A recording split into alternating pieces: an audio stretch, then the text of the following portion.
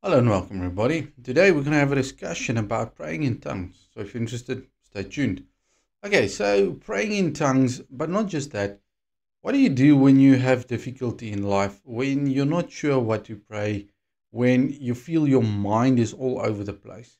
Many times we do not know what to do. We hear about a crisis somewhere, we hear about somebody that is in distress, but we're not always sure what should we pray. Yes, you can pray for the will of Yahweh to happen, but sometimes people use that as an excuse because I know His will is for everybody to be blessed, for everybody to be healthy, for everybody to be good. So many times when you hear about crises, especially what is going on, Christians being killed for their faith, many circumstances that we do not know the full story. We do not know what is the truth on what is not the truth. But praying in tongues is one of my go-to things that I do. And in 1 Corinthians 14 verse 2 it says, "For anyone who speaks in a tongue does not speak to people but to God. Indeed, no one understands them. They utter mysteries by the Spirit."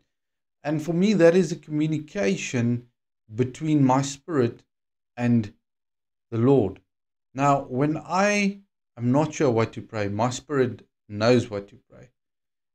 There's many scriptures that you can go and study, which I really urge you so that you can see the importance of praying in tongues. I pray in tongues daily. That is what I do because it gives me direction, it gives me help, it gives me focus. For instance, yesterday again, I was studying for exams that is coming up, and my brain just feels like a sponge. It doesn't want to take information.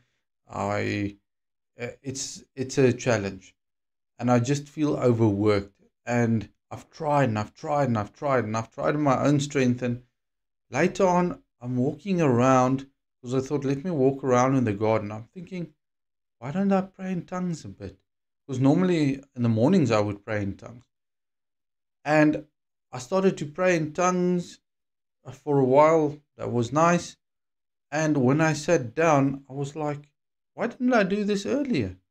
My mind feels clear. I can focus.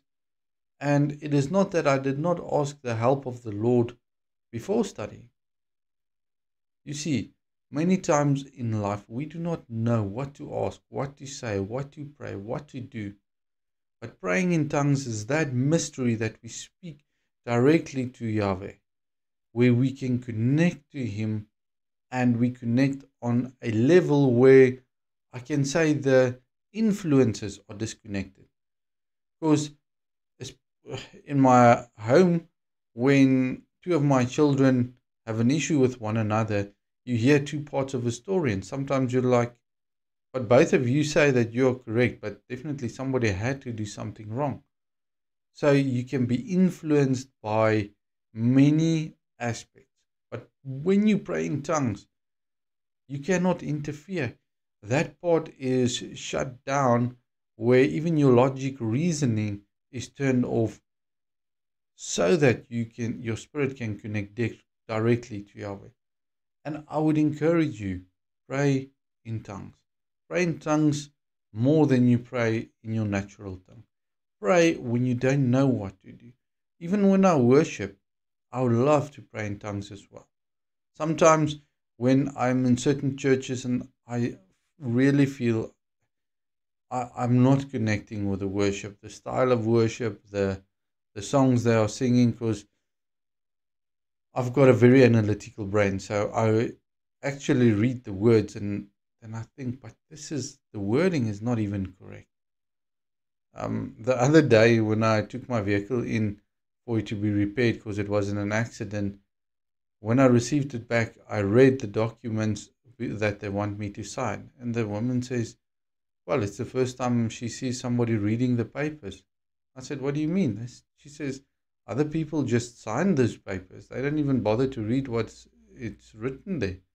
I said, well, you can't just sign something if you don't know and if you don't agree with what it says. She's, but why? That's what you do. I said, no. There's many times that I've read documents that I told them, listen here, if you don't remove this clause or that part, then I cannot sign this document, because what you're asking is like a blank check against me. She says, yeah, but we're never going to use it. I said, well, if you're not going to use it, why don't you remove it? Many times people don't understand that if it's there, there's an opening, there's a doorway opening.